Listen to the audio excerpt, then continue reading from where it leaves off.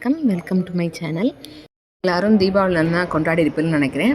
இந்த வருஷம் என்னோடய அக்கா பையன் பலராமனுக்கு தலை தீபாவளி. ஸோ நாங்கள் எல்லாருமே சமையல் 2 நாளாகவே அக்கா வீட்டில் தான் விருந்து. சம்பந்திகள் எல்லாருமே வந்திருந்தா. அதனால் நம்ம ஆற்றுல கிருஷ்ணர்லாம் இருக்கிறதுனால கொஞ்சமாக பட்சணம் பண்ணி லேகியெல்லாம் எப்போதும் போல் பண்ணினேன். வாசலில் கோலம் போட்டு அன்றைக்கி காத்தால் என்னெல்லாம் பண்ணணுமோ அதெல்லாம் பண்ணிவிட்டு அப்புறம் அங்கே அக்காவத்துக்கு போனோம். அதனால் பட்சணங்களை ரொம்ப நிறைய பண்ணலை, கொஞ்சம் கொஞ்சம். ரெங்கதேவி தான் இன்றைக்கி இந்த தடவை காரம் எல்லாமே பண்ணினா. நாடா, அப்புறம் கொஞ்சோண்டு ஓமப்பொடி, கொஞ்சம் லேகியம், குலோப் ஜாமுன் இதுதான் நான் அதில் பண்ணேன்.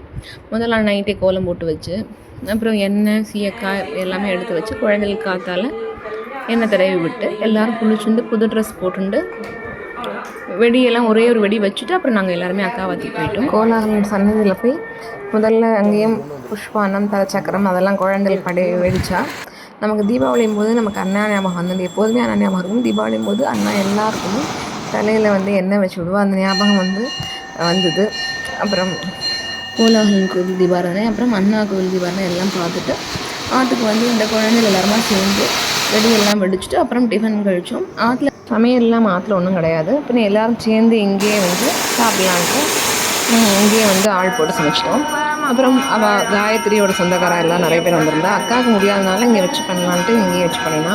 கோலாகலனோட தீபாராதனை பார்த்துட்டு அண்ணாவோடைய தீபாராதனையை நம்ம பார்க்கலாம். இப்போ தீபாவளினாலே மெயினாக கங்கா ஸ்நானம் தான். அன்றைக்கி வெந்நீரில் கங்கை இருப்பதாகவும் அந்த நல்லெண்ணெயில் தேய்ச்சி குளிக்கும் போது அதில் லக்ஷ்மி வாசம் வேறான்னு சொல்லுவாள்.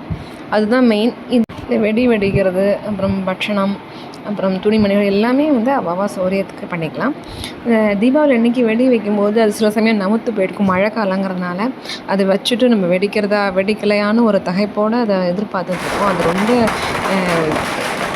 அவளாகவும் இருக்கும், அதே சமயம் பயமாகவும் இருக்கும். டக்குன்னு வெடிச்சுட்டுன்னு வந்துடுவோம்.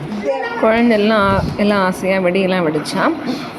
அப்புறமே எல்லாருமா ஃபோட்டோ எடுத்திருந்தோம். தீபாவளி அன்னைக்கு வாங்க முடியாத ஏழைகளுக்கு நம்மளால் முடிஞ்ச துணிமணிகளும் பட்சணமும் கொடுத்தா ரொம்ப நல்லது. இந்த வீடியோ பிடிச்சிருந்தா லைக் பண்ணுங்க, ஷேர் பண்ணுங்க. தேங்க்யூ ஃபார் வாட்சிங் மை சேனல்.